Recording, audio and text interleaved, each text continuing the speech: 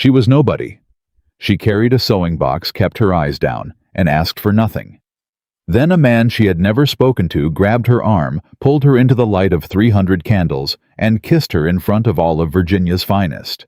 He let go. She stood there alone. And by morning, her name was ruined. If you've ever been used, judged, or left to carry someone else's shame, this story is for you. Subscribe to our channel, follow Clara's story to the very end, and drop your city in the comments. I want to see how far this story travels. The summer of 1816 arrived in Virginia with the kind of heat that made fine ladies fan themselves and poor women work twice as hard. Clara Bennett was poor. She worked. She had been at Whitaker Hall since before noon, tucked into the narrow corridor behind the east parlor with 3 yards of silk taffeta, a box of pins, and a patience built from years of learning not to expect anything from people with money. She was 23 years old, the niece of Martha Reed, the most reliable seamstress in Alderton County, and she had repaired enough torn hems, split bodices, and last-minute disasters to know one truth about the wealthy: they were careless with everything, including people. Tonight was the biggest gathering Whitaker Hall had seen in 4 summers. The plantation's candles burned in every window. Carriages had been arriving since 5 o'clock. And somewhere in the great ballroom, Virginia's social world was assembled to celebrate, or so Clara had heard, the forthcoming engagement of Nathaniel Whitaker to Miss Evelyn Hawthorne of Charleston. Clara did not care about engagements. She cared about finishing. "Hold it still, miss," she murmured. Her mouth half full of pins, crouched beside the hem of a young woman named Dolly Fitch, who had caught her skirt on a garden fence and was now 2 inches shorter on the left side than the right. "Can you hurry?" Dolly whispered. "Mother will notice I'm gone." "I'll be done in 3 minutes if you stop moving." Dolly stopped moving. Clara worked. The music from the ballroom floated down the corridor, fiddles and a pianoforte, and Clara listened to it the way she listened to everything in this house from a distance, with no illusions about being invited in. She finished the hem, bit the thread, and stood. "There," she said. "Walk straight and nobody'll know." Dolly looked down, smoothed her skirt, and turned without a word of thanks. Clara watched her go, then bent to gather her pins back into the box. She was not surprised. She had learned a long time ago that gratitude from people who could afford silk was rarer than the silk itself. She packed the box, tucked it under her arm, and turned toward the servant corridor, the narrow passage that ran behind the east parlor and emptied out near the kitchen entrance. It was the path she always took. Invisible. Efficient. Safe. She was almost to the corner when she heard voices. 2 women. Close. Getting closer. "He has stalled long enough, Margaret. The Hawthorns are expecting a formal announcement this evening. Their patience is not infinite. I am aware of what the Hawthorns expect." That voice was clipped and controlled, the voice of a woman who had never once raised it in public and never needed to. Margaret Whitaker. Clara had seen her twice from a distance, a tall, silver-haired woman who moved through rooms as though the rooms had been built around her. "Nathaniel will do what is required. And if he continues to resist, he will not." A pause. "He understands what this alliance means for this family. He has always understood it. He simply requires reminding." The voices were coming from the parlor entrance, which meant they would round the corner in seconds, and Clara would be standing directly in their path. She moved back 2 steps, pressed herself against the wall, and held her breath. She had no desire to be seen by Margaret Whitaker tonight. She had no desire to be seen by anyone. What she did not expect was the door on her left to open. It opened fast and hard, and a hand reached out and grabbed her wrist. She had exactly 1 second to think before she was pulled through the doorway and into what turned out to be the veranda alcove, a narrow space between the parlor wall and the ballroom's outer archway, where a man stood in the half-shadow with his back to the room and his jaw set like he was bracing for a fight he had already lost. Clara yanked her wrist back. "Let go of me. Please." His voice was low and urgent. "Please, don't make a sound." She looked at him. She had seen Nathaniel Whitaker before, the way she had seen a lot of things at this estate, from a distance, in passing, without introduction. He was tall, dark-haired. He wore a coat that probably cost more than Aunt Martha made in 6 months. His eyes right now were the eyes of a man standing at the edge of something and not entirely sure he wouldn't jump. "I don't know who you are," he said quickly, "and I'm sorry I needed—" He stopped. His gaze cut sideways toward the corridor, toward the voices approaching. "My mother is 3 seconds away from announcing my engagement to a woman I have never once in my life chosen. And That is not my problem," Clara said flatly. "No," he agreed. "It isn't." The voices grew louder. "Nathaniel?" That was Margaret Whittaker's voice now from the corridor. "I know you're there. Come out and greet your guests." Clara watched his face change. Something in it, the control, the careful social mask she imagined men like him wore as naturally as their coats, slipped for just one moment. And what she saw underneath it was not arrogance. It was something colder and more honest than that. It was desperation. He looked at her. She looked at him. She would think about it later. What exactly made her not move? Why she stood there in that half-second instead of stepping back into the corridor and walking away? She would not find a good answer. Perhaps it was simply that she had spent her entire life moving out of the way, and for one heartbeat she was tired. Nathaniel Whittaker stepped forward, took her face gently in both hands, and kissed her. Not softly, not quickly. A real kiss. A public one. Because they were standing in the arch of the ballroom entrance, and 300 people were looking directly at them. The music stopped. Clara did not move. She could not have said afterward whether that was shock or something else entirely. The world around her went completely silent, and then it erupted not in sound, but in that particular quality of held breath that a room full of people produces when they have just witnessed something they will talk about for the rest of the summer. He pulled back. His hands dropped. He turned to face the room, to face his mother, who stood 10 feet away, with an expression that could have cut glass, and said in a voice that carried clearly to every corner of the ballroom, "Forgive me. It seems I have already chosen." And then Clara's voice, low and shaking with something that was not quite fury, and not quite fear, "You chose nothing." She stepped back. Her sewing box was still in her arms. She gripped it until her knuckles hurt. "You used me." He turned to look at her. His mouth opened. "Don't," she said. She walked out. The night air hit her face like something she had not earned, and she kept walking. Down the steps around the side of the house, through the kitchen garden, where she could hear nothing but crickets and her own footsteps.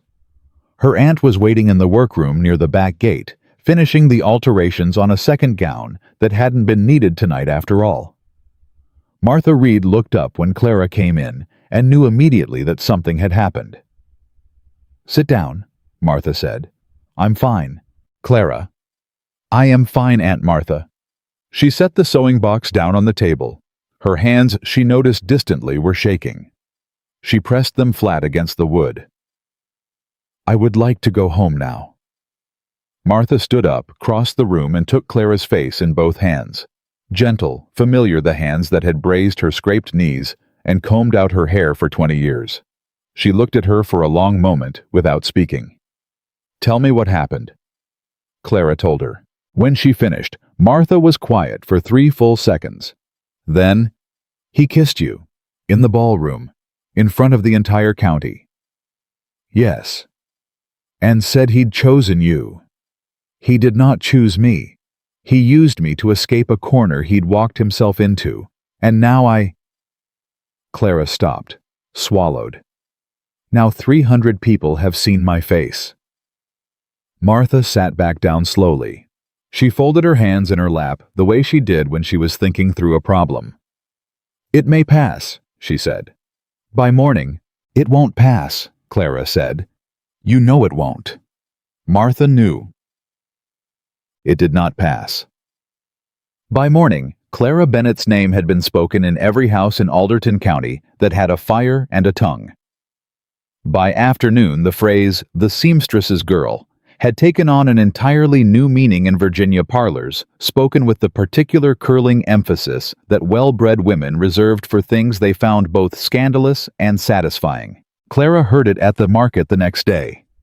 She went because she always went on Tuesdays, and she refused. She absolutely refused to change her Tuesday because of Nathaniel Whitaker. She heard it twice before she reached the bread stall. "That's the one." A lowered voice, a glance. She kept walking. Imagine the nerve. A seamstress's assistant. She bought her bread. She kept her chin level. She paid, turned, and walked directly into a woman named Caroline Fitch, Dolly's mother, who looked at Clara with an expression of elaborate pity that Clara recognized immediately as its opposite. "Miss Bennett." Caroline Fitch's voice was warm with insincerity. "I do hope you're managing all right, dear. It must be so very difficult." "I'm managing fine, Mrs. Fitch. Thank you." "Of course you are. Brave girl." Caroline Fitch patted her arm. "I'm sure it was all a misunderstanding. These things happen, don't they? Though I do wonder." A pause full of precision. "Well, one does wonder how a girl finds herself in that particular corridor at that particular moment. These old houses have so many rooms, don't they?" Clara looked at her. "They do," she said evenly. "I was in that corridor because I had just finished repairing your daughter's hem, the one she tore on the garden fence at 6:30. Caroline Fitch's smile went glassy. "Good day, Mrs. Fitch." She walked away. She made it to the end of the block before she allowed herself to feel anything, and even then, it was not tears. It was something colder. A settling. The same settling she had felt at 16 when her father died, and the world had kept moving without any apology, and she had understood. Really understood that no one was coming to arrange things on her behalf.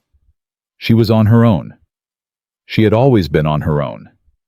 She walked home. The carriage arrived that afternoon. It was a fine carriage, Whitaker livery dark green, a driver in a proper coat. Clara watched it stop outside the front gate from the window of the workroom where she and Martha were supposed to be finishing alterations on Mrs. Alderton's summer curtains. She watched the driver climb down and knock on the gate. Martha appeared in the workroom doorway looking at her. "I see it," Clara said. "Are you going to read the note?" The driver was holding a folded paper. Clara looked at it through the window for a moment. Then she went out to the gate, took the paper and read it. "Miss Bennett, I owe you an explanation and an apology if you will allow them. I am asking nothing more. Please come to Whitaker Hall at your convenience. I will not press you. N. Whitaker." She folded it. She stood at the gate for a moment looking at the carriage. Then she turned and went back inside. "Well," Martha said, "he wants to apologize." "That's something at least." "It's nothing," Clara said. She set the note on the table. "An apology doesn't take back what he did. It doesn't give me back my name. It's just a rich man feeling guilty which costs him nothing." Martha was quiet for a moment. "That may be true," she said. "But Clara, people are already talking. They'll keep talking whether you go or you don't. At least if you go, you know what he intends. You know what you're dealing with. I know exactly what I'm dealing with. Then you can go in with both eyes open." Martha sat down, picked up her needle, and looked at her niece steadily. "I raised you to face things, not to hide from them." Clara picked up the note again. She read it a second time. "I will not press you. If he presses me," she said, "I'll leave." "Yes," Martha said, "you will." She went the following morning without the carriage. She walked. Whitaker Hall was 3 miles outside of town, and Clara walked all 3 of them in the summer heat, with her back straight and her sewing box left at home, which was deliberate. She was not going as a seamstress. She was not going as anyone's servant. She was going as herself, and she wanted that to be clear from the moment she arrived. The housekeeper let her in without blinking, which told Clara that Nathaniel had given instruction and led her to the south parlor, which was airy and quiet, the shutters half closed against the afternoon heat. She waited 5 minutes. Then the door opened. Nathaniel Whitaker looked different in daylight. Still tall, still well-dressed, but the desperate energy of 2 nights ago had settled into something more controlled, or more carefully controlled, which was not the same thing. He stopped just inside the door. "You walked," he said. "I did." "I sent a carriage. I know." She sat in the chair she had already chosen, straight-backed, nearest to the door. "Say what you intend to say, Mr. Whitaker. I have no interest in being here longer than necessary." He walked to the chair across from her and sat. He did not sprawl the way she might have expected a man in his own house to sit. He leaned forward with his elbows on his knees and looked at her directly. "I owe you an apology that words won't cover," he said. "What I did was wrong, not careless wrong. You had done nothing to deserve it, and I had no right to involve you." Clara said nothing. She waited. "I heard Evelyn my mother's choice. Miss Hawthorne, I heard her say that evening that marriage was nothing more than land, money, and name, that she had never once pretended otherwise." He paused. "I had been told my whole life that this match was practical, not romantic. I believed I had accepted that. But hearing her say it out loud..." He stopped again. "I acted without thought. That is no excuse. It is simply what happened." "You acted without thought," Clara repeated. "And it cost me my reputation." "Yes." "Which you can walk away from. And I cannot." He didn't flinch from that. She would give him that much. He didn't flinch. "No," he said. "You cannot. That is why I asked you here. I want to offer some form of practical..." "If you say compensation," Clara said quietly, "I will stand up and leave this room." He stopped. "I wasn't going to say compensation." "Good. I was going to say protection." He looked at her. "Whatever that means in practice. If it means you and your aunt are allowed to work from the estate without interference, I can arrange that. If it means I speak publicly on your behalf, I'll do that. If it means something else entirely, tell me what it is, and I will consider it." Clara looked at him for a long moment. She had expected defensiveness. She had expected offers that were really just ways of making himself feel better.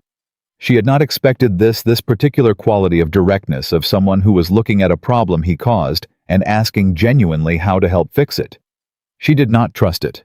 Not yet. "What do you want in return?" she asked. "Nothing. Men with your resources always want something." His jaw tightened slightly. "I want to undo what I can't undo," he said. "That is the whole of it." The room was quiet. From somewhere outside, a mockingbird started and stopped. Clara stood up. "I'll speak with my aunt," she said. "Whatever we decide will be our decision, not yours. You will not call it protection or charity. You will call it what it is, a debt you owe." He stood too. "Agreed." She moved toward the door. Then she stopped. "Mr. Whitaker." She did not turn around. "The next time you find yourself in a corner someone else built for you, do not reach for the nearest person who cannot reach back." She left. She walked all 3 miles home in the summer heat, and she did not cry, and she did not look back at the house, and she told herself that the feeling in her chest was not anything she needed to name. It was just the heat. It was just the heat and the weight of a name she hadn't asked to carry, and the long road ahead of her on a day when Virginia had already decided who she was. She did not intend to let it. Martha Reed did not raise her voice when Clara told her about the visit. She sat at her work table with her hands folded and her eyes steady, and she listened to every word without interrupting, which was how Clara knew she was either very calm or very angry. "A debt," Martha repeated when Clara finished. "That's what I called it," he agreed. Martha picked up her needle, set it back down. "And what exactly does that debt look like in practice?" "He offered to let us work from the estate, or speak on our behalf publicly. He said we could tell him what we needed, and he'd consider it." "He'd consider it?" "Yes." Martha was quiet. Outside, the heat of the afternoon pressed against the windows. A cart rolled past on the road. Somewhere down the block someone was arguing about a fence line. "He looked at you directly when he said it?" Martha asked. "Yes." "Didn't hedge it?" "No." Martha thought about that. "That's either a man with genuine remorse," she said slowly, "or a man who is very good at appearing to have it." "I know," Clara said. "That's why I didn't say yes." "But you didn't say no." Clara didn't answer. Martha looked at her, the long, patient look of a woman who had known her since she was 6 years old and could read her the way she read a bolt of new fabric grain quality, where it would give and where it would hold. "Clara Bennett," she said, "you walked 3 miles in the July heat to tell a man to his face what he owed you. You didn't take the carriage, and you didn't take money, and you didn't let him dress it up as charity." She picked up her needle for the second time. "That is exactly who I raised you to be. Now go wash your face. We'll talk it through tonight." They talked it through that night and the next morning too, and by the following afternoon they had reached a conclusion that neither of them was entirely comfortable with, and both of them understood was the most practical thing available. Martha sent a note to Whitaker Hall. The note was 3 sentences long. It said that she and her niece would accept the use of the estate's workroom for their alterations work, that this arrangement would continue until such time as the gossip had died to a manageable level, and that neither of them would be referred to as guests' dependents or under Nathaniel Whitaker's protection in any public context. The response came back within the hour. Agreed to all 3 conditions. The workroom will be prepared by Friday. N. Whitaker. Martha folded the note and put it in her pocket. "Good," she said. Clara said nothing. She was already thinking about what she would bring. They arrived at Whitaker Hall on a Friday morning, which meant they arrived in full view of the kitchen staff, the 2 groundsmen working near the south garden, and a woman named Helen Price, who lived 3 houses from the front gate, and had no discernible reason to be standing on the road at that hour, except the very obvious one. Clara saw Helen Price see her. She raised her chin 1/4 of an inch and kept walking. The workroom was at the back of the main house, not the servant corridor she noticed, but the actual east wing, a proper room with 2 wide windows and a long table, and more natural light than she and Martha had in their entire shop at home. She stood in the doorway and took it in without letting any reaction show on her face. "Will this do?" The housekeeper, Mrs. Fallow, a compact, careful woman who had been at Whitaker Hall for 20 years, watched her with professional neutrality. "It'll do fine," Martha answered before Clara could. "Thank you, Mrs. Fallow.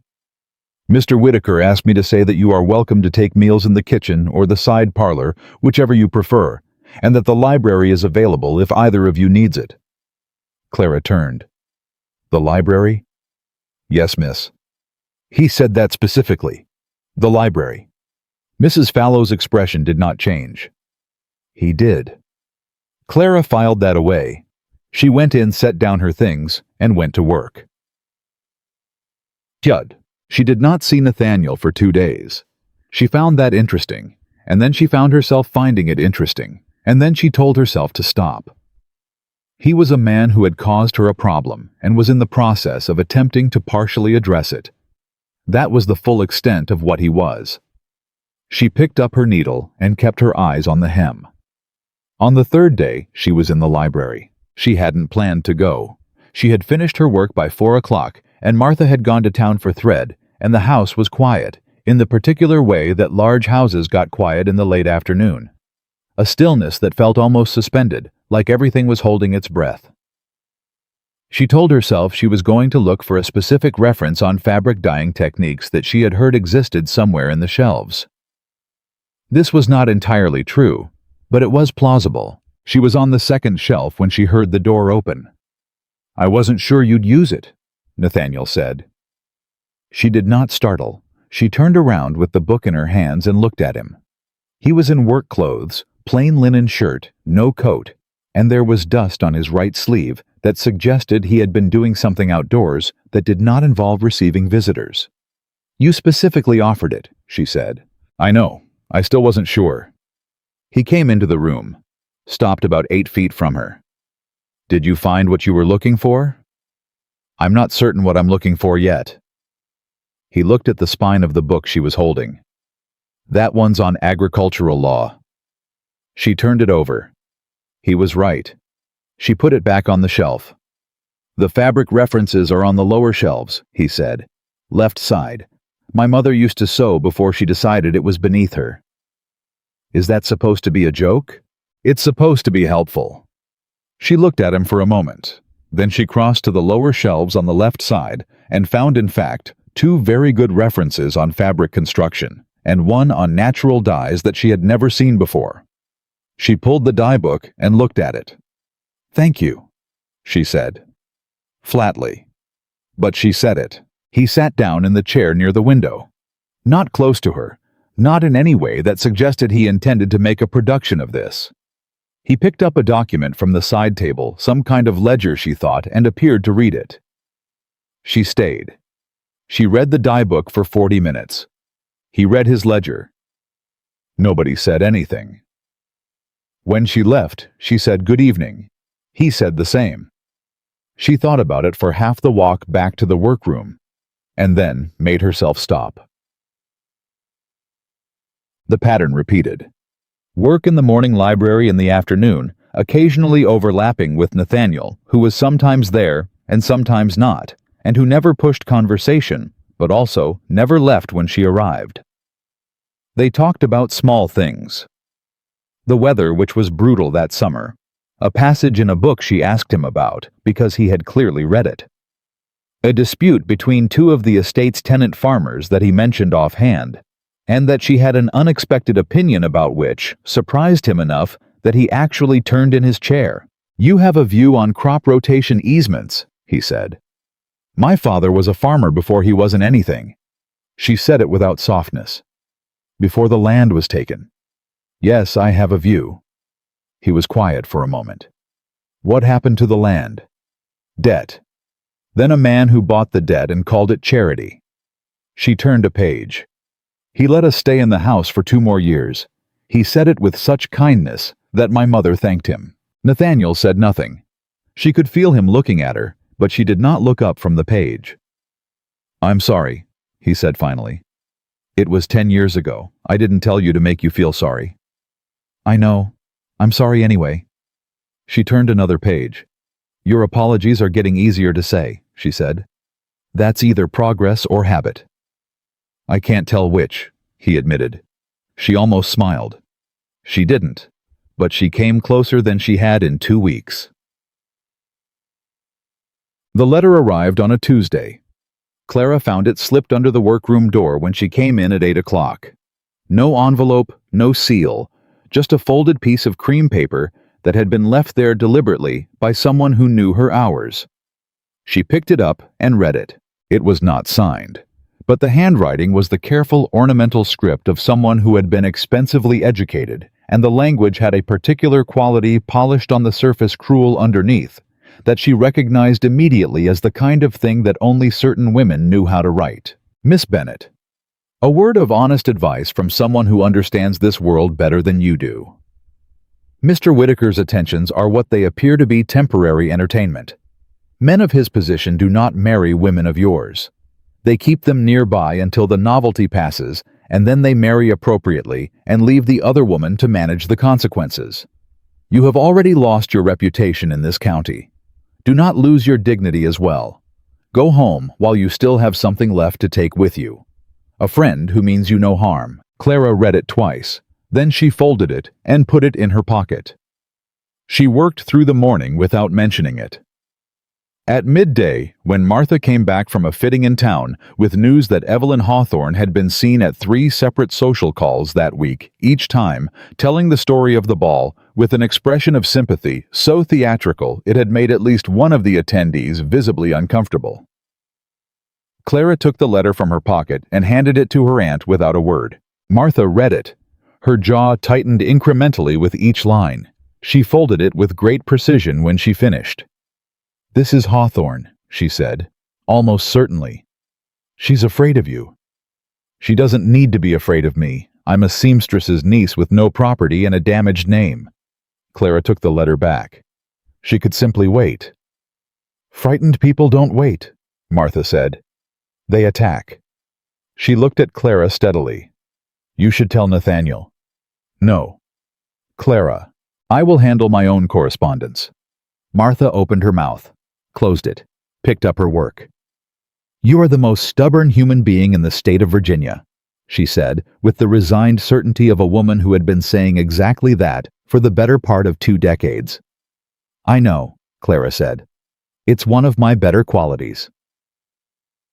She did not tell Nathaniel about the letter, but something shifted after she read it, not toward him, not yet, but inside herself. A clarification. A line drawn. She had come to Whitaker Hall because it was practical. She had stayed because it was practical. She was not going to be driven out of it by a woman who had never done a practical thing in her life and couldn't imagine why anyone else would need to. She went to the library that afternoon. Nathaniel was already there. "You look like you're in a fight," he said when she came in. "I am always in a fight," she said. "I've simply learned not to show it on my face." He studied her. She went to the shelves and pulled out a book she had no intention of reading and opened it anyway. "What happened?" he asked. "Nothing that requires your intervention." "That's not the same as nothing happening." "No, it isn't." She kept her eyes on the page. "But the things that don't require your intervention are mine to manage, Mr. Whitaker. If I need your help, I will ask for it directly. That is the kind of person I am." He was quiet for a moment. "I believe you," he said. She looked up then, just briefly.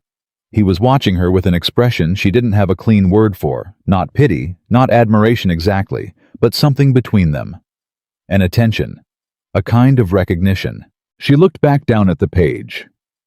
"Tell me something," she said. "The tenant farmers, the two in dispute over the Eastfield easement. What did you decide?" He let her redirect it.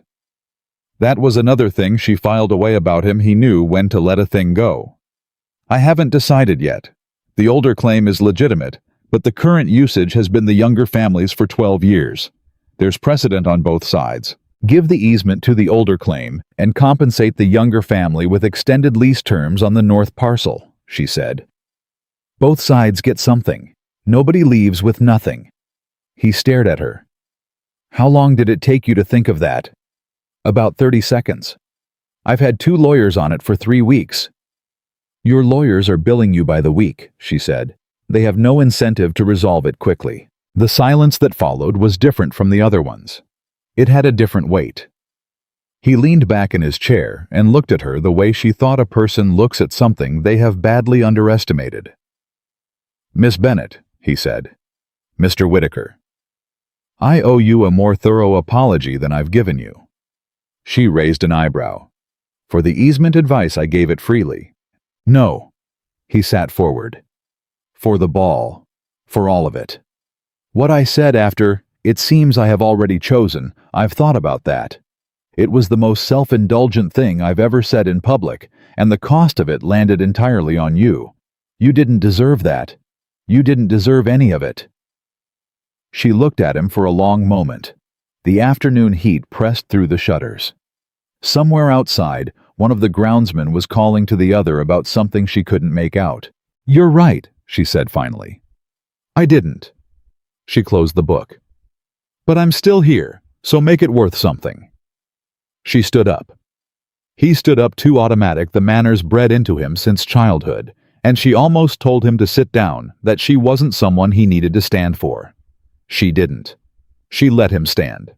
It cost her nothing, and she suspected it cost him a great deal. "Good evening, Mr. Whitaker," she said. "Good evening, Miss Bennett." She left the library and walked back toward the workroom, and she did not allow herself to think about the expression on his face, or the way the afternoon light had sat in the room, or any of the other things that were quietly, stubbornly, without her permission, beginning to matter. The next morning, a woman named Cecily Marsh came to the estate. Cecily Marsh was not a dangerous woman on the surface. She was pleasant-faced, softly dressed, and had the kind of gentle social manner that made people tell her things they later wished they hadn't.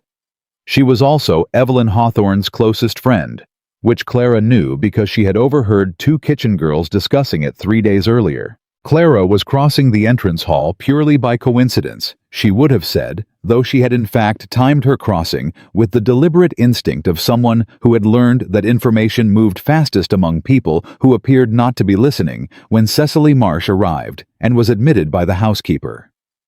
They came face to face in the middle of the hall. Cecily Marsh's pleasant expression flickered for just a fraction of a second. Then it reassembled itself into something warm and surprised. "Why, Miss Bennett," she said. "I didn't know you were still here." "Did you not?" Clara said. I thought, well, I had heard. Cecily tilted her head. The warmth was perfectly calibrated. I had heard you'd gone back to town. I'm glad to see you're well. Thank you. I'm very well. It must be... A pause just long enough. It must be a comfort having somewhere to be. After everything. Clara looked at her steadily. I've always had somewhere to be, Mrs. Marsh. I work for a living. That tends to keep a person occupied. Cecily Marsh blinked. Of course. Of course it does. Are you here to see Mrs. Whittaker? Clara asked. I am, yes. I'll let Mrs. Fallow know you're waiting. She smiled a clean, uninflected smile. It was good to see you. She walked away. She did not hurry. She turned the corner into the east corridor and stood there for a moment with her hand flat against the wall, breathing through the thing in her chest that was partly anger and partly something more complicated. The particular exhaustion of having to be careful and measured and deliberate every single moment in a world that allowed people like Cecily Marsh to be careless without consequence. She heard a door open down the hall. Margaret Whittaker's voice carrying out into the corridor with the ease of a woman who had never once in her life needed to lower it. Cecily, darling, how good. Come in. And then quieter as the door was pulling shut. Is she still here? And Cecily Marsh. She is. In the hall just now. She seems quite... The door closed. Clara straightened her spine. She walked back to the workroom. She sat down and picked up her work. Martha looked at her over the top of her spectacles. What happened? Nothing, Clara said. Not yet. Dead. It was Margaret Whittaker herself who found Clara in the workroom that afternoon. She did not knock. She opened the door and stood in the frame, and she looked at Clara with the measuring, unimpressed regard of a woman who had been assessing the quality of people for 40 years and had rarely been wrong. Clara set down her sewing. She did not stand. She looked back. Miss Bennett, Margaret Whittaker said. Mrs. Whittaker. I'll be direct. Please. Something in Margaret's expression shifted barely but enough. My son is determined to honor what he believes he owes you. I will not interfere with that. What I will do is tell you plainly that I know exactly what is happening in this house, and I know what is beginning to happen between you and my son, and I want you to understand that my patience with sentiment is considerably shorter than Nathaniel's. Clara met her eyes. What do you want me to understand specifically, Mrs. Whittaker? That this county has a long memory. That a woman in your position, no matter how capable, no matter how composed, her gaze was precise as a pin, cannot simply walk into a life she was not born to and expect the ground to hold. I'm not trying to walk into anyone's life, Clara said. I'm trying to do my work and keep my name, which your son put at considerable risk. That is the full extent of what I'm here for. Margaret Whittaker looked at her for a very long moment. Then she said quietly and without warmth, See that it stays that way. She left. Clara picked up her sewing. Her hands were steady. She made the next stitch, and the next, and the next, and she did not look up from the fabric, and she told herself that the woman's words had not landed because she had not let them land, and she was almost entirely right. Almost. Because the truth was, this Margaret Whittaker was not wrong about the ground. Clara knew it. She had always known it. The ground shifted under women like her the moment they stopped watching where they put their feet, and the worst part, the part that kept her awake that night, staring at the ceiling of the small room she and Martha shared in the East Wing, was that she had stopped watching. She had stopped watching 3 days ago in the library, when she had almost smiled. She pulled herself back. Carefully. Deliberately. The way she had pulled herself back from 100 things she could not afford over the course of a life that had never once offered her the luxury of wanting things that couldn't want her back. She pulled herself back. And she went to work. She worked for 4 more days without going near the library. Martha noticed and said nothing, which was its own kind of commentary. Clara kept her hours tight workroom in the morning, brief walk in the garden at midday workroom again until the light failed. She was productive. She finished 3 commissions ahead of schedule. She slept badly and woke early and told herself this was simply the heat, which was still relentless at the end of July, the Virginia air thick and unyielding in a way that made everything feel slightly more difficult than it needed to be. On the fifth day, Nathaniel knocked on the workroom door. Martha let him in. Clara did not look up from the bodice she was pinning. "I wanted to ask," he said, standing near the door with the careful posture of a man who understood he was not entirely welcome in this particular room. "Whether either of you had any concerns about the arrangements, whether anything needed changing." "Everything is fine," Clara said. "The light's good," Martha added with the mild tone of a woman who was paying close attention to something she appeared not to be paying attention to at all. "Good." He didn't leave. Clara could feel him standing there. She kept her eyes on the pin in her hand.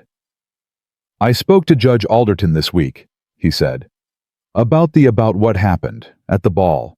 He's an old friend of the family. He's willing to speak publicly if needed. He has some standing in this county." Clara looked up then. "What did you tell him?" "The truth. That I acted impulsively, and that you were entirely without fault." "And what did he say?" Nathaniel's mouth pressed slightly. "He said it was a shame the damage was already done." "That's honest, at least." She set the pin in the fabric. "Thank you for telling me. It won't undo the talk, but it might slow it." He nodded. He looked at her for a moment, the same way he'd looked at her in the library, that particular quality of attention that she had been deliberately not thinking about for 5 days. Then he said, "The library will still be there if you want it." She did not answer. He left. Martha picked up her scissors without comment. 3 seconds passed. "Not a word," Clara said. "I wasn't going to say a word," Martha said serenely, and began to cut. The invitation arrived that Friday. It came by messenger, addressed to Miss Clara Bennett and Miss Martha Reed, and the paper was the expensive kind, thick and cream-colored, with Hawthorne family initials pressed into the seal. Clara broke the seal and read it standing in the entrance hall. "Dear Miss Bennett and Miss Reed, in the spirit of putting recent unpleasantness behind us and restoring good feeling to our social circle, I am hosting a small dinner at Thornfield House on the evening of August the 3rd. I would be most pleased if you would both attend. Mr. Whitaker and his mother have also been invited. I believe a gathering of this kind, conducted with civility and goodwill, would do a great deal to settle lingering questions and allow us all to move forward with our heads held high. Evelyn Hawthorne." Clara read it twice. Then she handed it to Martha. Martha read it once. "No," she said. "I know." "It's a trap, Clara." "I know that too." "Then you're not going." Clara folded the invitation precisely and held it. "If I don't go," she said, "she will spend the next 6 months telling everyone in this county that I was afraid to face her, that I hid behind Nathaniel Whitaker's walls because I had something to hide." She looked at her aunt. "I have nothing to hide." Martha stared at her. "You have everything to lose." "I had everything to lose the moment he kissed me in that ballroom." Clara's voice was quiet and completely level. "I've been losing things in this county since I was 13 years old, Aunt Martha. I am done managing my life around what people might do to my reputation. My reputation is already on the ground. The only thing I have left is how I stand." The silence between them was long. "All right," Martha said finally. "Then we go. Together." "Together," Clara agreed. She told Nathaniel that evening. She went to the library deliberately with the invitation in her hand, and she found him at the desk with a correspondence he set aside immediately when she came in. She handed him the paper. He read it. His expression did not change during the reading, but when he looked up, there was something in his eyes that she recognized as controlled anger, the kind that a man holds in because he has learned to hold things in and isn't entirely sure what would happen if he stopped. "You're not going," he said. "I am." "Clara." He said her name without any title, without any calculation, just flat and direct, and it landed differently than she expected. "This is not a dinner. This is a public staging. She has spent 3 weeks building a case against you in every parlor in this county, and now she wants to deliver the verdict in front of witnesses. I know exactly what it is. Then you know what she'll do to you. She'll try. Clara sat down. She sat the way she always sat, straight, unhurried, taking up her own space. But I have been handed things by people far more practiced at cruelty than Evelyn Hawthorne. I am still here. He stood up, walked to the window, turned back. You shouldn't have to walk into that. You shouldn't have to— No, she said. I shouldn't. But I do.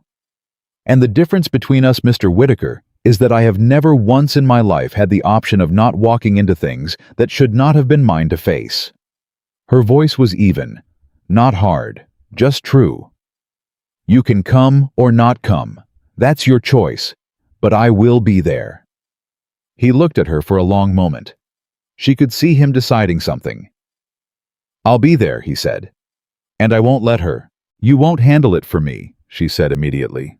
I'm telling you that now so we're clear. If something needs saying, I will say it. You are not there to rescue me. You are there because you have your own account to settle with that woman. And whatever you choose to do with that account is your business. Mine is my own. He stared at her. Something shifted in his face again, that same unguarded expression she had seen twice before. He opened his mouth. And before you say anything else, she said, don't apologize. I'm tired of your apologies. Do something useful instead. His mouth closed. Then very quietly he said, What would be useful? Tell your mother you're attending, and that she shouldn't try to talk you out of it. She stood. Good evening, Mr. Whitaker. She walked out, and behind her, she heard him say soft and to himself in the empty library, Lord Almighty woman. She almost smiled. She kept walking.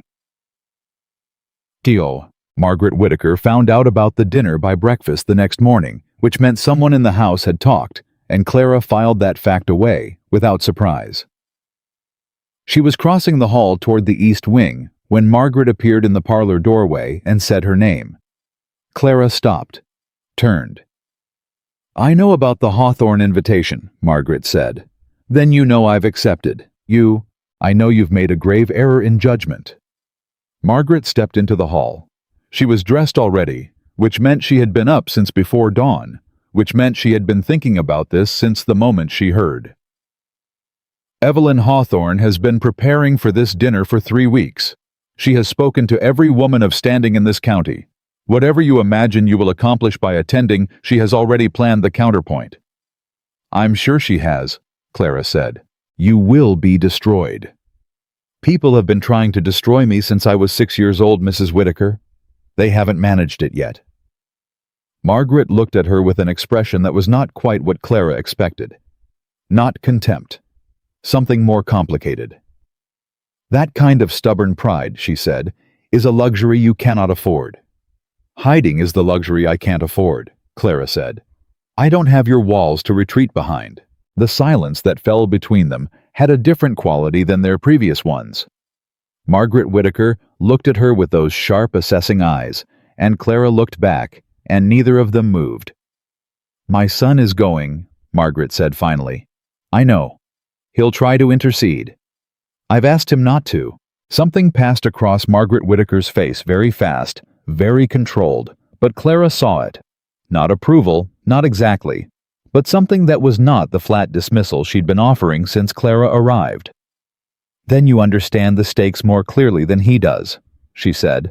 I understand them completely, Clara said.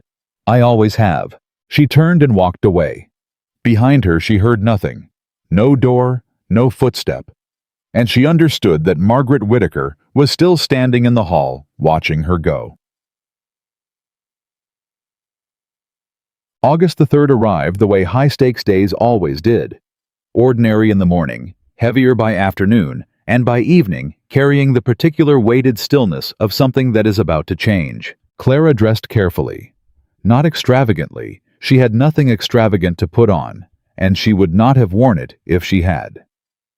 She put on the cleanest thing she owned, a pale gray linen dress that Martha had made for her the previous spring, simple and well cut, The kind of thing that looked better the more carefully you looked at it.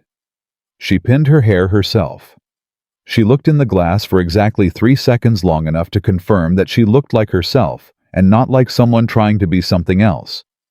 And then she looked away. "Ready?" Martha asked. "No," Clara said honestly. "Let's go." Thornfield House was Evelyn Hawthorne's family estate, and it was everything Whitaker Hall was and louder about it. The drive was lined with torchlight. The entrance was flanked by 24 guests in their summer best, talking and fanning themselves in the heat, and every single one of them turned when Clara and Martha came through the gate on foot, having declined the Whitaker carriage deliberately, because arriving in Nathaniel's carriage was a message she did not intend to send. She heard it before she was 10 steps inside. The quality of conversation that shifts when a room registers something it didn't expect. The particular hush that is not silence, but its opposite, 100 people drawing breath at once. She kept walking. Martha was 2 steps behind her, close enough to reach if needed quiet, as a woman who has decided to let someone she loves handle their own fight while making absolutely certain she is not alone in it. Evelyn Hawthorne came forward. She was beautiful. Clara had known this in the abstract, had heard it from various people in various tones over the past weeks. But seeing it in person was different. Evelyn Hawthorne was 26 years old, with the kind of looks that had been arranged and cultivated and maintained since childhood. Copper hair, alabaster skin, a smile that had been trained to arrive on her face at precisely the moment it would do the most damage. "Miss Bennett?" The smile arrived. "You came. I am so glad. Miss Hawthorne." Clara met her eyes. "Thank you for the invitation." "Of course." Evelyn touched her arm briefly, just the lightest contact, the kind that established proximity without requiring permission. "Come in. Everyone is so eager to see you." That was the first strike. Elegant, almost invisible, delivered in 4 words. Everyone is so eager to see you. Not everyone is looking forward to meeting you. Everyone is eager to see you. Clara registered it and moved on. She went in. The room was full. Clara had estimated 50 guests from the invitation's language, about a small dinner. There were closer to 100. They were arranged with the careful casualness of a room that had been precisely curated, the right people in the right positions. Conversations that could be interrupted at the right moments, a seating arrangement that she would later understand had been planned to isolate her from Martha and place her in full view of the room's most influential guests. She found Nathaniel immediately. He was near the far wall with his mother, who stood beside him with the expression of a woman who had come because refusing to come would have conceded something she was not prepared to concede. He saw Clara from across the room. His jaw set. She gave him a single steady look, hold, and he held.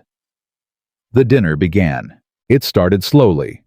The attacks were dressed as questions, which was how Evelyn Hawthorne and her circle operated, everything wrapped in the soft language of curiosity, so that objecting to it made you seem unreasonable rather than targeted.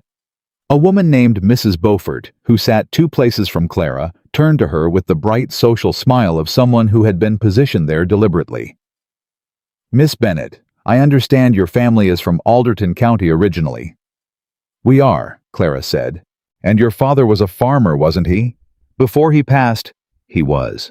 How terribly hard." The sympathy was impeccable. "And your mother?" "She died when I was 8. "Oh, you poor dear."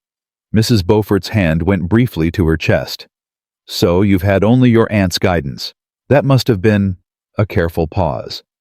"Challenging." "My aunt is one of the finest people I have ever known," Clara said. "The guidance has been excellent." Mrs. Beaufort smiled. "Of course." 3 seats down, a man Clara didn't recognize said to no one in particular, "I understand the seamstress trade is quite reliable. Steady work even in hard times." He said it the way people say things they intend to sting while maintaining the appearance of neutrality. "It is," Clara said before anyone else could speak. "Honest work generally is." Nathaniel's hand moved on the table. Clara saw it from the corner of her eye, a reflex, almost the instinct to intercede. She shifted her gaze to him for a fraction of a second. He stilled. The dinner progressed. Each course brought a new angle.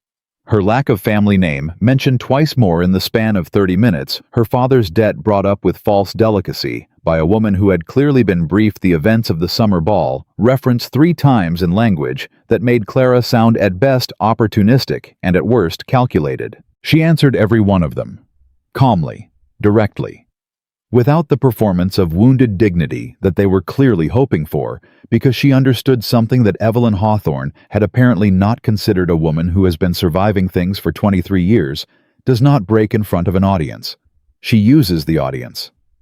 And then Evelyn spoke. She waited until the table was at a particular kind of attentive quiet. The dessert course just cleared conversations at a lull, every face turned at least partially in Clara's direction. She let it sit for exactly 1 beat too long. "I do admire you, Miss Bennett," she said. Her voice was warm and carrying pitched to reach every corner of the room. "Truly. It takes a certain kind of courage to put yourself forward the way you have, to see an opportunity and reach for it regardless of well. A small, graceful gesture. Regardless." The table went very still. Some women. Evelyn continued, her eyes on Clara, her smile precise as a blade. Confuse opportunity with destiny. It's a forgivable mistake. Ambition can look very much like love when you're standing close enough. The silence that followed was the silence of 100 people waiting to see what would happen. Nathaniel rose from his chair. The room's attention swung to him. He stood at full height and he looked at Evelyn Hawthorne with an expression that was not anger. It was something quieter and more final than anger, and he said in a voice that carried clearly to every corner, "The kiss was a mistake." A pause. Loving her was not. The intake of breath across the room was audible. Evelyn's smile did not fall. It froze, which was worse. And then Clara stood. She stood slowly without any theater, and she did not look at Nathaniel. She looked at Evelyn Hawthorne, and then at Mrs. Beaufort, and then at the man who had commented on the seamstress trade, and then at every face along the table that had spent the last 2 hours dressed cruelty in the clothing of concern. She looked at all of them, and she let the silence sit for 1 full breath before she spoke. "You may question my birth," she said. Her voice did not shake. It did not rise. "You may question my dress, my work, my family, and everything I have ever done to stay alive in a world that did not once arrange itself for my convenience." She paused.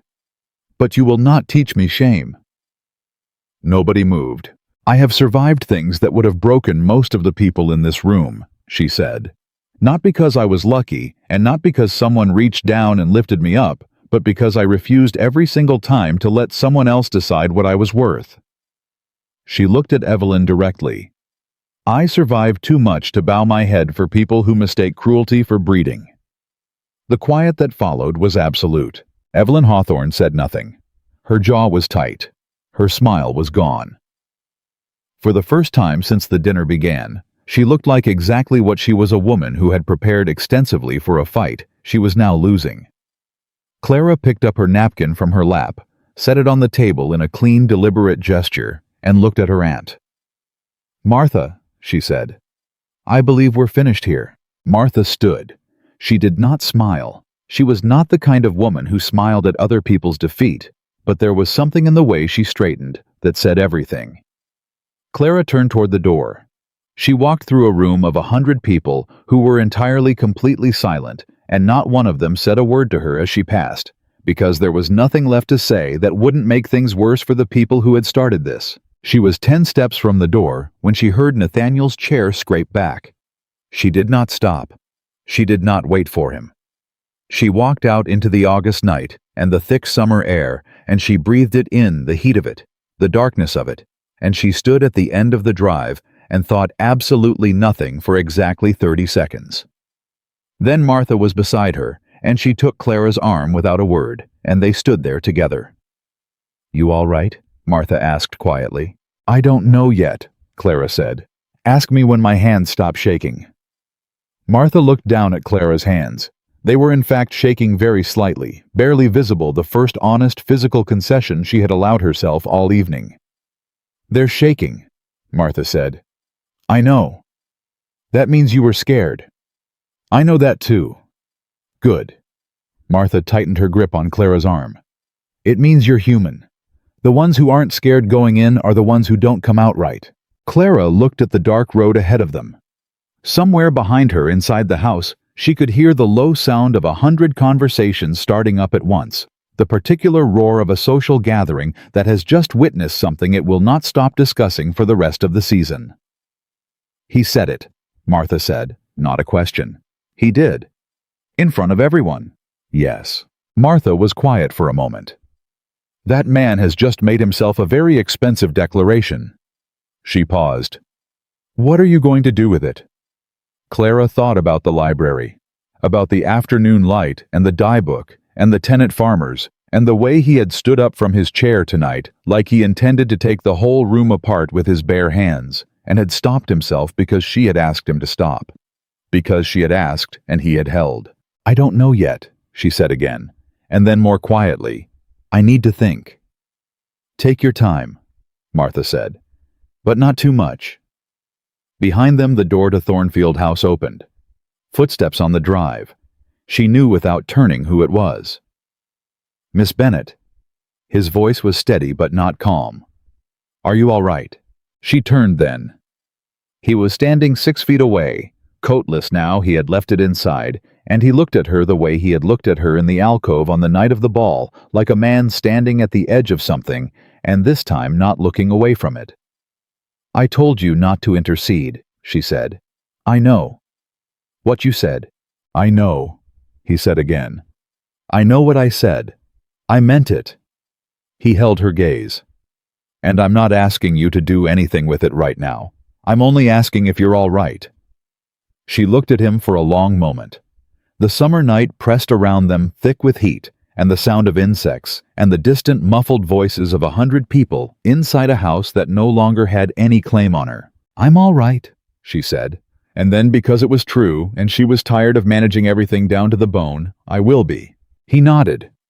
He didn't move toward her. He didn't reach for her.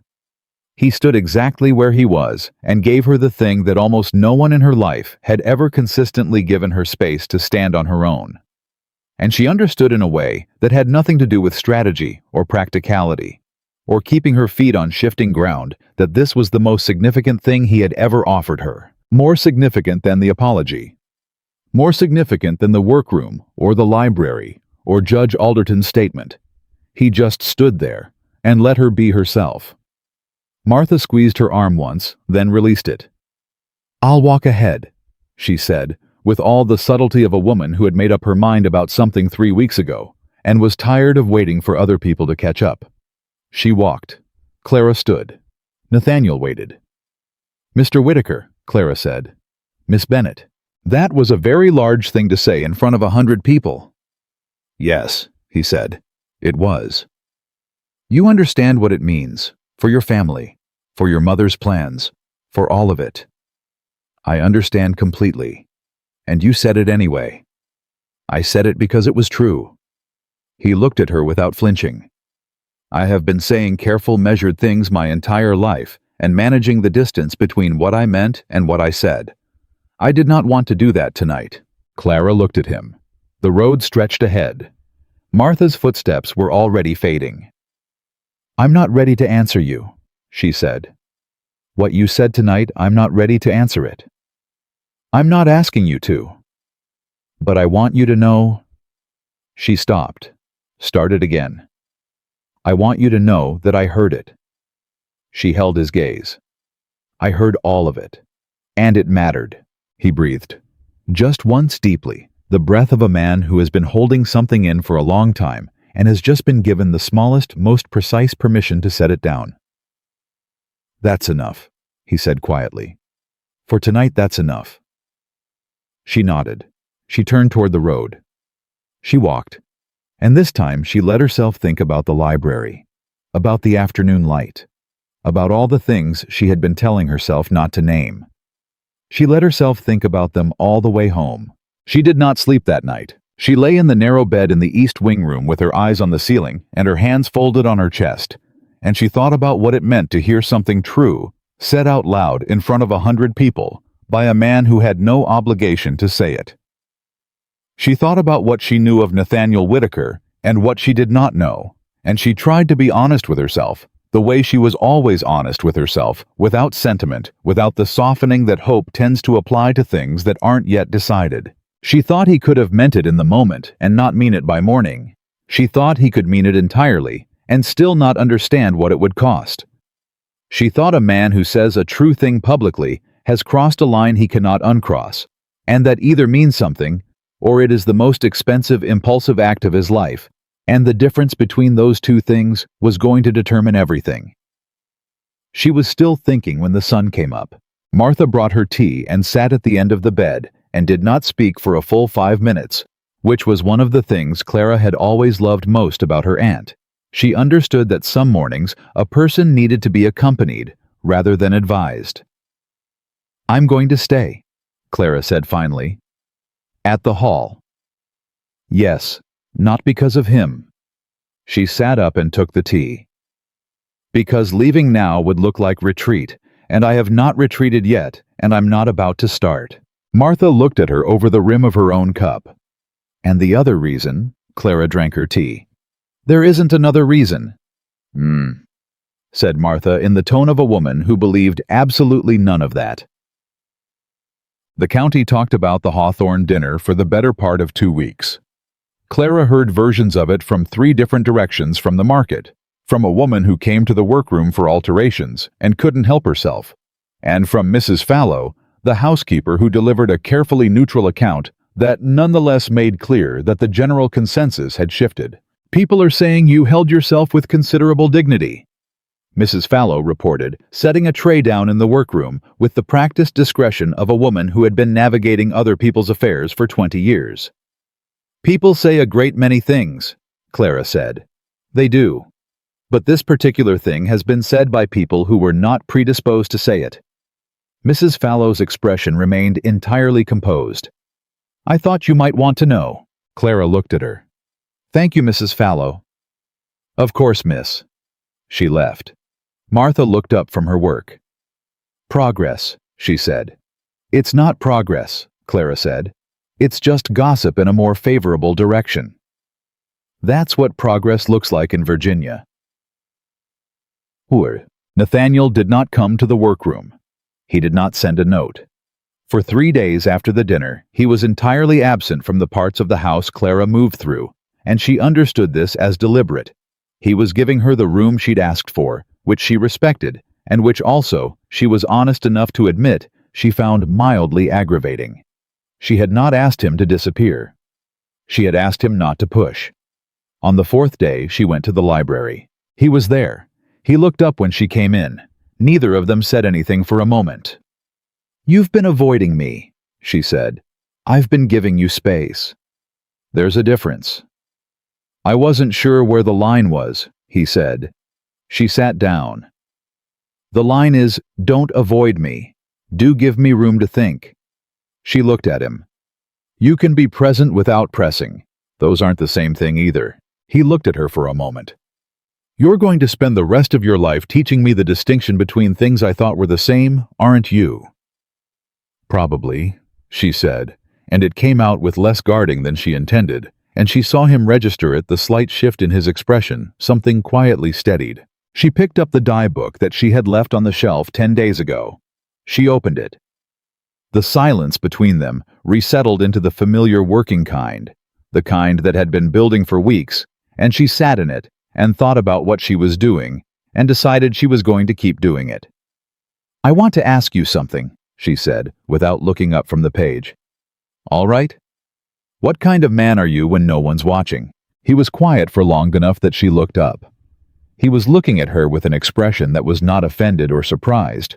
It was the expression of someone who has been asked exactly the right question and is taking it seriously. "I don't know," he said. "That's an honest answer. I've spent most of my life being watched." "Everyone worth knowing has parts of themselves they've never had to prove," she said. "I'm asking about those parts." He leaned forward. "I'll tell you what I know. I know I'm not my mother even though she raised me.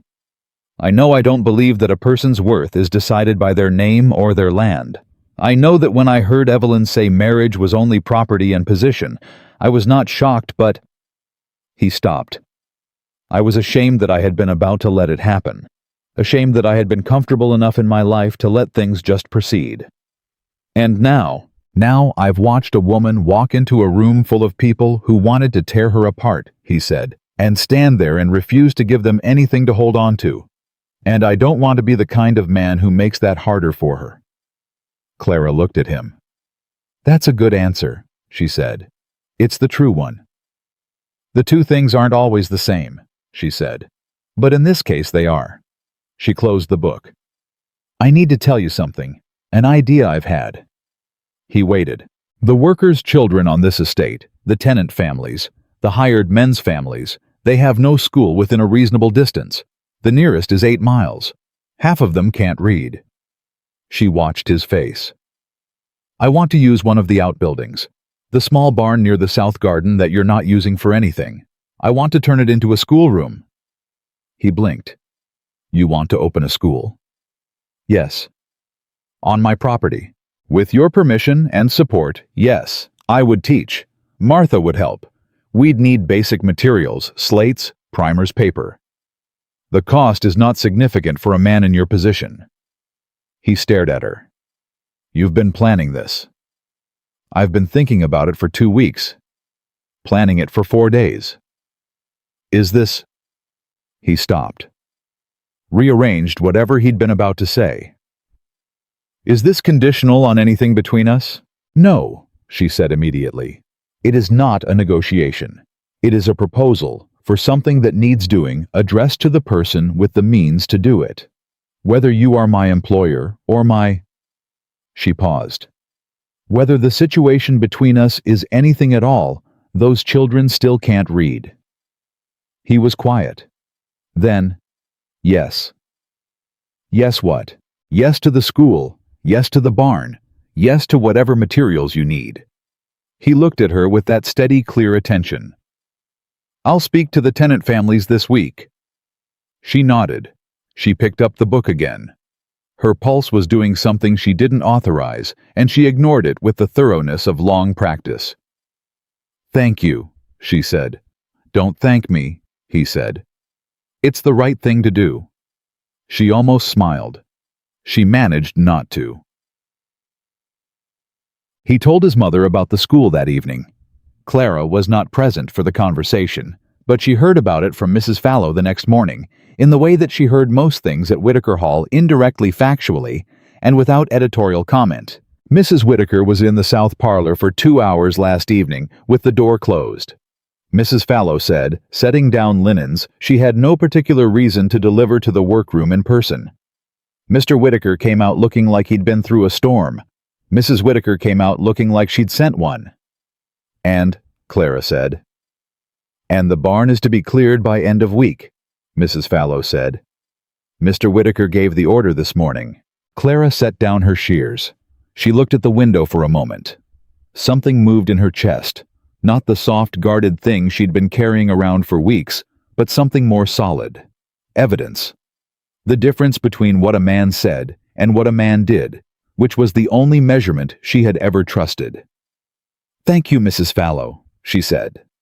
Mrs. Fallow picked up her linens and left. Martha from across the table said, Evidence. Don't, Clara said. I said one word. You said the exact word I was thinking. Don't. Martha smiled at her work, small and private, and said nothing else.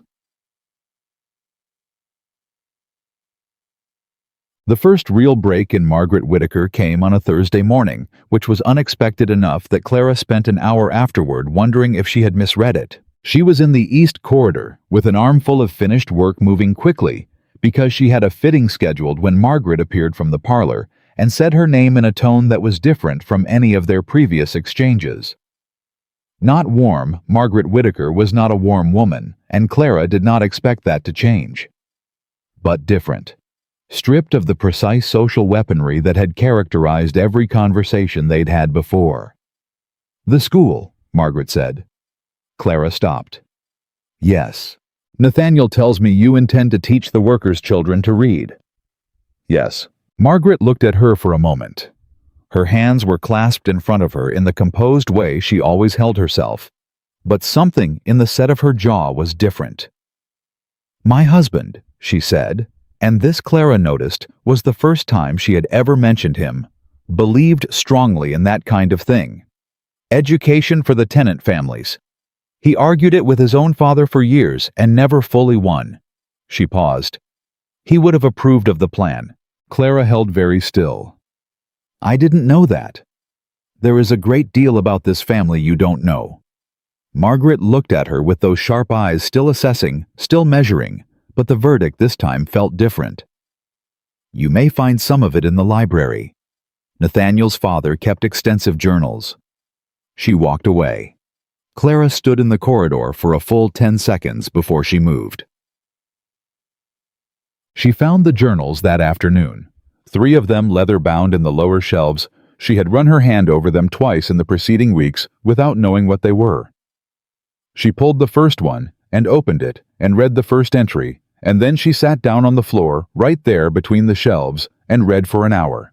Jonathan Whittaker had been a man who thought carefully about obligation, about what land ownership meant beyond profit, about what it meant to hold resources that other people needed to survive. He had written about it with a plainness that surprised her. No grandstanding, no self-congratulation, just a steady working through of questions that she herself had spent her whole life living on the wrong side of. She was on the 3rd journal when she heard Nathaniel come in. He stopped when he saw her on the floor. He looked at the journal in her hands. His expression changed in a way she couldn't fully read. You found them, he said. Your mother sent me. He was quiet a moment. He came and sat on the floor too, not next to her, but nearby, his back against the shelf, his legs stretched out. It was the most informal she had ever seen him, and she filed it under the things she was accumulating about who he was when no one was watching. He was a good man, Nathaniel said, imperfect, but he tried to be worth the land he owned. I don't think he always succeeded, but he tried. That's more than most, Clara said. He would have liked you. He said it without calculation, just a fact. Clara closed the journal. Your mother said the same thing, in different words. He turned his head to look at her. My mother said she would have liked you. She said he would have approved of the school. Clara looked at him. That's as close to approval as I imagine she gets about most things. He laughed, a short, genuine sound surprised out of him. She had not heard him laugh before. It changed his face entirely. You're right, he said. That's practically an endorsement. She handed him the journal. He took it and looked at the cover for a long moment, and she watched him do it, the particular quality of a person holding something they loved and lost, and she did not look away.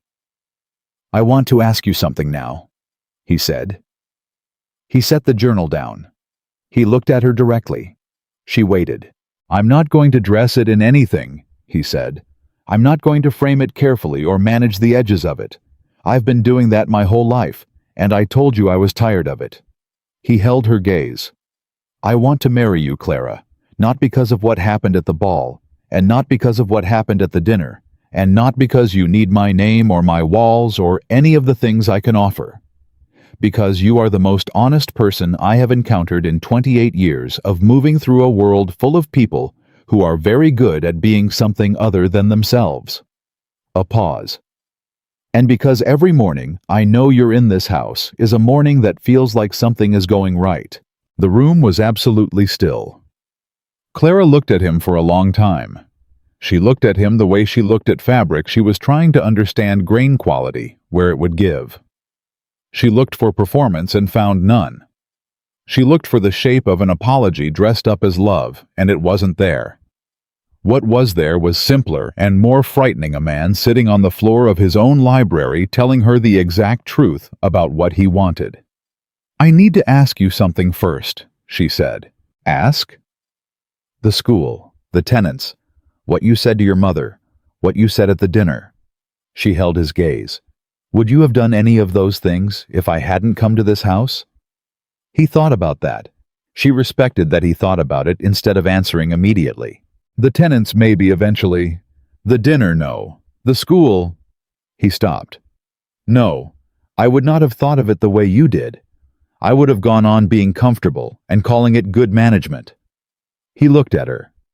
You are asking me if you changed me. I'm asking if the change is real or if it's because I'm here. I think, he said carefully, that sometimes a person needs someone else to show them the shape of who they could be. That doesn't make the change borrowed. It makes it overdue. He paused. The man I want to be, I think I was always capable of being him. You just made it impossible to keep ignoring. Clara breathed. That is a very good answer. It's the true one. You said that before. It keeps being applicable. She stood up. He stood too. They faced each other in the library, with the afternoon light coming through the shutters and the journals at their feet. And Clara thought about every choice she had made in the preceding 2 months, every deliberate, careful, self-protective choice. And she thought about what it meant to be a woman who had survived everything and was now standing in a room where something was being offered that was not a rescue. I'm not going to say yes today, she said. He didn't flinch. All right.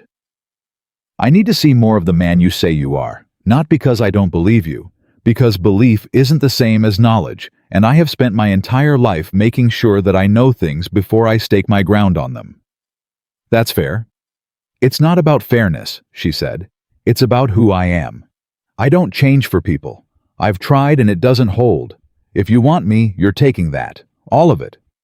I know. And your mother, my mother, he said, is going to have to decide what matters more to her, the alliance she planned or the son she actually has. He looked at her steadily. I have already told her that the Hawthorne connection is finished. She did not take it well. What did she say? She said I was throwing away the work of 30 years for a woman she didn't choose. He paused. I told her I was 30 years old and it was my turn to do the choosing. Clara held his gaze. Something settled in her, the particular settling of a decision that has been forming for a long time and has finally arrived at its shape. Give me 2 weeks, she said. I'll give you whatever you need. 2 weeks, she said again. Show me how you run this estate, how you treat the people who depend on it, how you speak to your mother when she pushes, what you do when no one is performing. She looked at him. 2 weeks of ordinary days. Then we'll talk. He nodded. Ordinary days, he said. Starting tomorrow? Starting tomorrow, she agreed. She picked up the journal from the floor and put it back on the shelf. She left the library and she walked down the east corridor, and she allowed herself privately and precisely exactly 3 seconds of something that was not hope and not certainty, but lived in the space between them, the place where honest people stood before they decided to trust. 3 seconds. Then she put it away and went back to work. The 2 weeks were not in fact ordinary. The first thing Nathaniel did on the first morning was walk with Clara to the south barn and stand there with the estate manager, a man named Garrett, while they worked through what clearing and converting it would require. He did not direct. He listened to her. When Garrett made a suggestion about wall placement that Clara disagreed with, Nathaniel looked at her and said, What do you think, in front of Garrett and 2 workers, without any ceremony, as if her opinion was simply the natural next step in the conversation? Garrett blinked. Clara told him what she thought. Nathaniel said, Do it her way. Garrett nodded and wrote it down. It was such a small thing. She thought about it for the rest of the day. The second thing was the tenant meeting. Nathaniel called the families together on the 3rd day. 9 families. 23 children between them, most of the adults with the careful, guarded posture of people who had been summoned to meetings before, and knew those meetings rarely brought anything they wanted. Clara stood to one side and watched Nathaniel explain the school. She watched him speak plainly without condescension, without the rounded tones that people of his class often adopted when addressing people they considered beneath them. He spoke to them the way he spoke to her. Like their time mattered. A man named Chester Briggs, who had 3 children and had been working the North Field for 11 years, raised his hand at the end, and said, "This ain't a trick, Mr. Whitaker." Nathaniel said, "No, sir. It's a school." Chester Briggs looked at Clara. She looked back at him. "Miss Bennett's teaching," he said. "Yes," Clara said. Chester Briggs nodded slowly. "All right," he said. "My kids'll be there." She heard it in his voice, the particular sound of a man deciding to trust something he'd been given every reason not to trust. She understood it completely. She turned away before anyone could see her face. The letter from the Hawthorne family arrived on the 10th day. It was addressed to Nathaniel, but Margaret Whitaker was in the entrance hall when it arrived, and Clara happened to be crossing at that moment for no particular reason, except that she had become, over the preceding weeks, a woman who moved through this house with a naturalness that surprised her every time she noticed it. Margaret took the letter from the tray before Nathaniel appeared. She looked at it. She looked at Clara. And then she did something Clara did not expect. She held it out to her. Clara looked at the letter. At Margaret. "That's addressed to your son, I know." Margaret's voice was its usual precise temperature, but her hand didn't waver. "Nathaniel is in the North Field. He'll be an hour." A pause. "The Hawthorns are not patient people. Whatever this says, it will shape the next several conversations in this house. I would rather know what we're dealing with before he reads it in private." Clara took the letter. She opened it. It was from Evelyn's father, Robert Hawthorne, and it was the kind of letter that took 4 paragraphs to say a thing that could have been said in 1 sentence. The sentence was this: the Hawthorne family was withdrawing from any further association with the Whitakers, and they intended to pursue a formal complaint with the county's social register regarding conduct unbefitting a family of standing. A formal complaint. Clara turned that over. It was not a legal instrument. It had no practical force. But in Virginia in 1816, a formal complaint with the county social register was the equivalent of a public verdict, and verdicts shaped markets, marriages, and the quiet arithmetic of who was invited where. She looked at Margaret. Margaret had read this letter over her shoulder. Her expression was the expression of a woman who had just absorbed a blow and was deciding with great precision how to respond to it. "He'll lose some invitations," Margaret said. "Yes. Business relationships may shift." "Possibly." Margaret was quiet. Then, "Worth it." Clara looked at her. "I don't know. That's his calculation to make. I'm asking your opinion." The question landed with a weight that Clara had not expected from this woman. She held it for a moment. "I think a man who trades his own judgment for social approval ends up with neither," she said. "And I think your son knows that." Margaret took the letter back, folded it, held it. "He does," she said. And then quietly, with an effort that was visible and therefore more honest than anything she had said before, "I was wrong about you." Clara said nothing. "Not about your station," Margaret said. "About your character. I mistook it for ambition. It isn't." She looked at Clara directly. "It's principle. That's rarer and considerably more inconvenient." Clara held her gaze. "Yes," she said. "It is." Something that was not quite warmth, but was adjacent to it, passed between them, 2 women who had been circling each other for weeks, finally standing still long enough to see each other clearly. "He'll be back from the North Field by 4, Margaret said. She set the letter on the tray. "I think he should read it with you present." "All right," Clara said. Margaret walked away. Clara stood in the hall for a moment, and she thought about what it meant when a woman who had spent her life building walls decided on her own terms to open a door. She thought this is what earned looks like. Not given, not rescued into. Earned. She went to find him. She found him at the Northfield gate, coming back with mud on his boots and his shirt open at the collar, and the particular look of a man who had been doing physical work and hadn't minded it. He saw her face and stopped walking. "What happened?" he said. "A letter came." She held it out. From Robert Hawthorne. He took it. Read it standing at the gate. She watched him read. Watched the slight tightening around his eyes, the set of his jaw, the stillness that settled over him, the way it did when he was thinking instead of reacting. He finished, folded it. "He's filing a formal complaint with the social register," she said. "I read it. You understand what that means for your business relationships, for your standing in this county." "I understand." "Nathaniel." She used his name without the title, the way he had used hers, deliberate and direct. "I need to know that this doesn't change your mind. Not because I doubt you. Because what's coming down from that letter is not theoretical. It will cost you real things." He looked at her. "I know. Invitations, contracts, your mother's connections, Clara." He said it quietly. "I read the letter. I understood it the first time." He folded it again and put it in his coat pocket. "You want to know if I'm going to step back?" "Yes." "I'm not." She held his gaze. "Why not?" "Because I already chose," he said. "Not at the ball, that was panic and impulse, and I have never been proud of it. But here, these last weeks, I chose every morning when I got up and went to work knowing what I was working toward." He looked at her steadily. A man who changes his mind the first time the road gets difficult didn't choose anything. He only liked the idea of choosing. The field behind him was bright with August heat. Somewhere a crow was calling. Clara looked at him.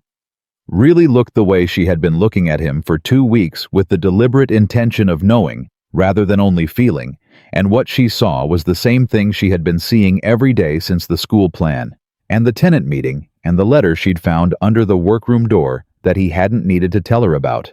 A man who did what he said. "Your 2 weeks are up tomorrow," he said. Not pushing, just noting.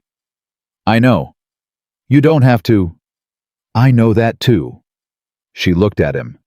"I'll have an answer for you tomorrow morning." He nodded. He did not reach for her, did not try to hold the moment. He put his hat back on and walked toward the house, and she stood at the gate and watched him go, and she thought, there it is. There is a man who knows when to wait.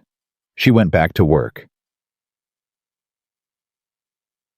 That evening she sat with Martha on the step outside the East Wing, the way they used to sit on summer evenings at home before everything changed.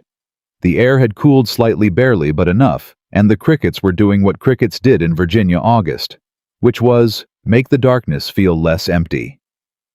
"I'm going to say yes," Clara said. Martha didn't answer immediately. She looked at her hands. Then she said, "Tell me why." "Because he's proved himself. That's a reason to trust him. It's not the same as a reason to marry him." Clara was quiet for a moment. "Because when I'm in that library," she said, "I'm not managing anything. I'm not watching my words or monitoring my face or calculating what I can afford to show. I'm just—" She stopped. "I'm just there. And that's the first time in my life a room with another person in it has felt like that." Martha looked at her. "That's the reason," she said. "Yes. Say it the way you mean it." Clara looked at the dark garden.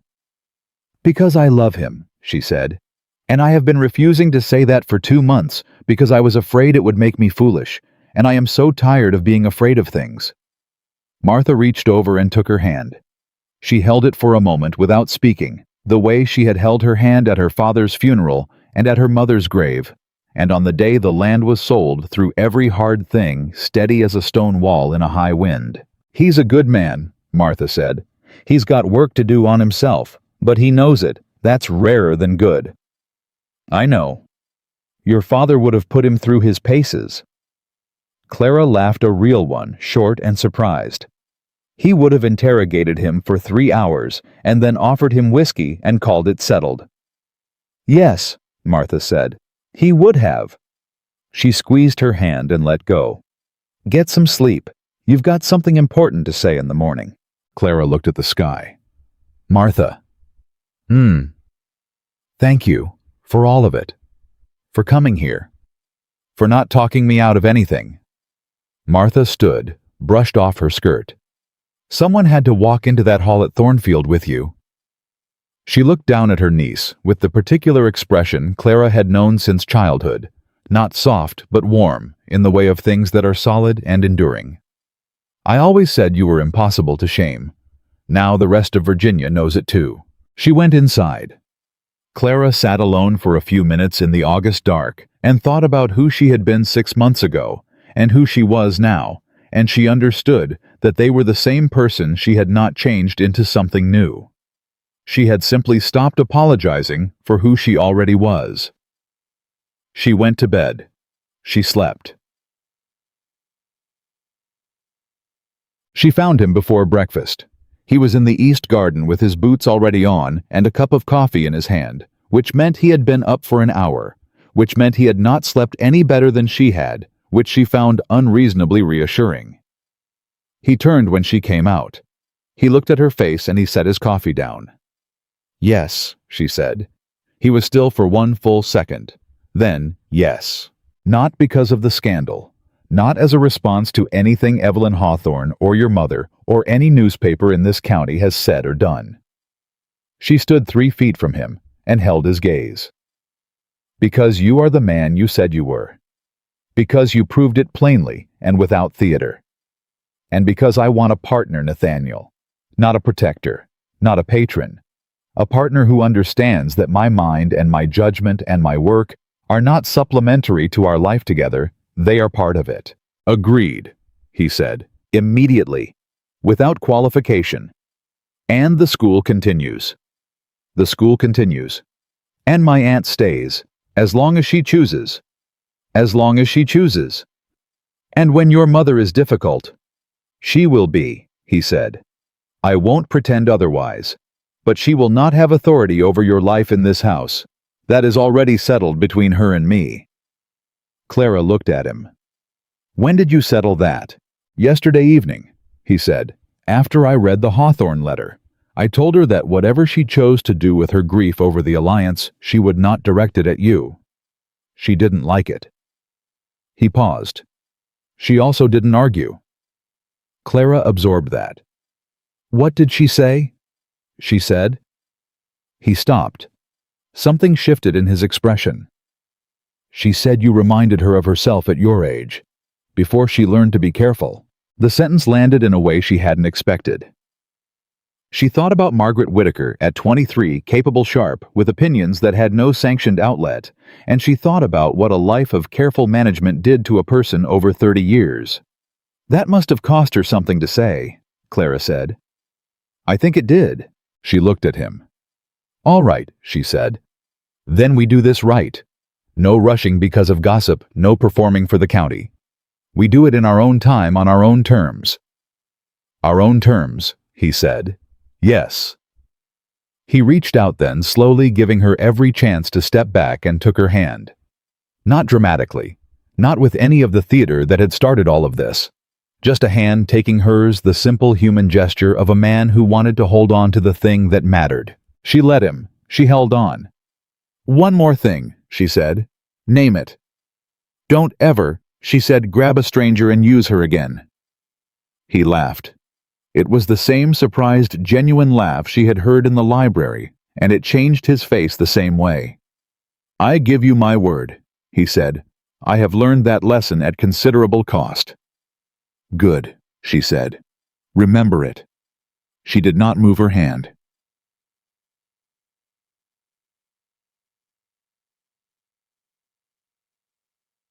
They married in October on a day that was cool and clear and ordinary in all the ways that mattered, with Martha Reed standing at Clara's side, and Garrett the estate manager standing at Nathaniel's, and Margaret Whittaker sitting in the front row in her best dress, with her hands folded and her chin raised, and an expression that was not happiness exactly, but was something that had made peace with what happiness looked like when it arrived in a different shape than you had planned for. The county talked about it naturally. It talked for weeks. Some people said it would end badly. Some people said Nathaniel Whittaker had lost his mind. Some people, quietly in the kitchens and the back rooms and the places where opinion formed before it was made respectable, said that watching Clara Bennett stand up at that dinner table and refuse to be ashamed was the most impressive thing they had seen in 20 years of Virginia socializing, and that whatever else you said about the match, the woman had spine enough for three. Clara heard all versions. She carried on.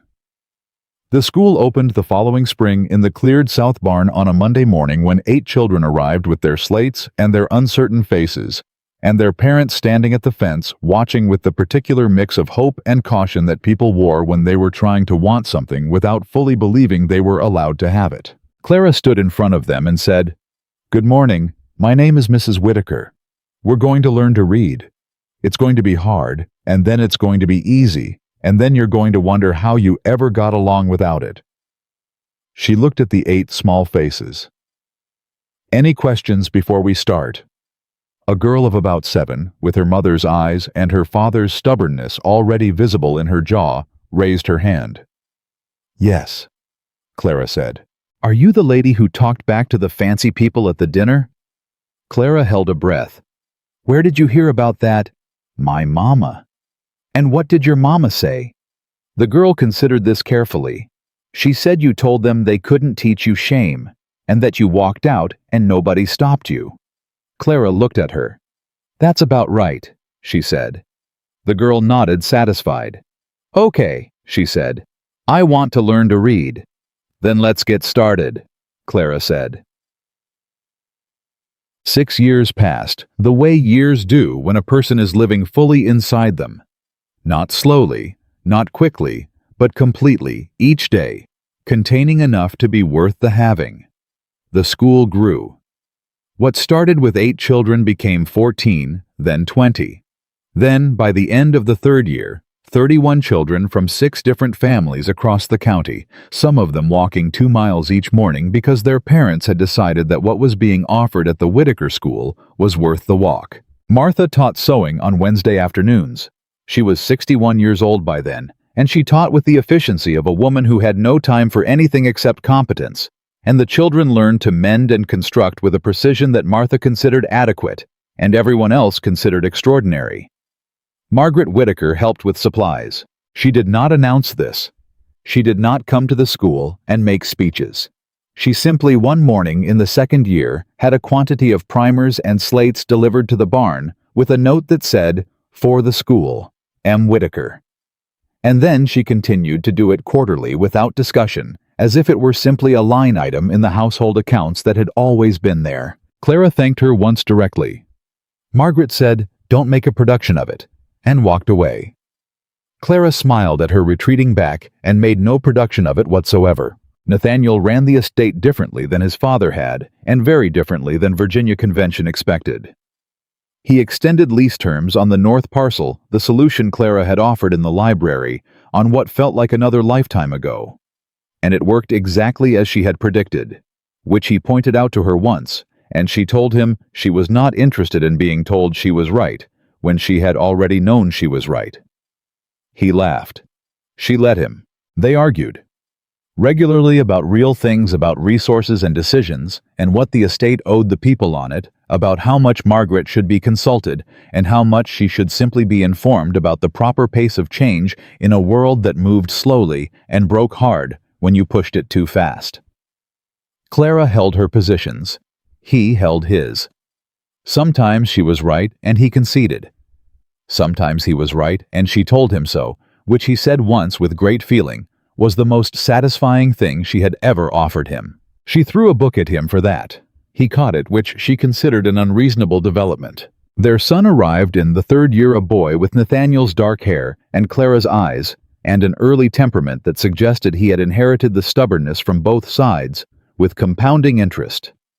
Their daughter arrived 18 months later, and she walked before most children walked, and talked before most children talked, and informed her brother at the age of 2 that she was going to be in charge of the school when she grew up. "She might be right," Martha said. "She's always right," Clara said. "It's exhausting." "Now you know how everyone else felt," Martha said placidly. It was a morning in August, 6 years and 1 month after the summer ball at Whitaker Hall, and Clara was standing at the edge of the south garden, where the school barn stood, with its door open and the sound of children's voices coming out of it. And she was thinking about nothing in particular, which was itself extraordinary, because she had spent most of her life thinking about particular things with considerable urgency. Nathaniel came to stand beside her. They stood there together without speaking for a moment, listening to the children inside the particular music of 30 young voices, learning something which Clara considered the best sound she had ever heard in her life and expected to continue considering so. "Do you regret it?" he asked. That night. She knew which night he meant without asking. She had known it would come up eventually. Had known in the way she knew most things that the question was somewhere in the distance waiting for the right moment to arrive. She thought about it honestly. About the ballroom and the 300 candles and the sewing box in her arms, and the instant before he kissed her when she had been for 1 second too tired to step out of the way. She thought about the morning after, and the market, and Caroline Fitch's hand on her arm. She thought about Martha's face when she came home.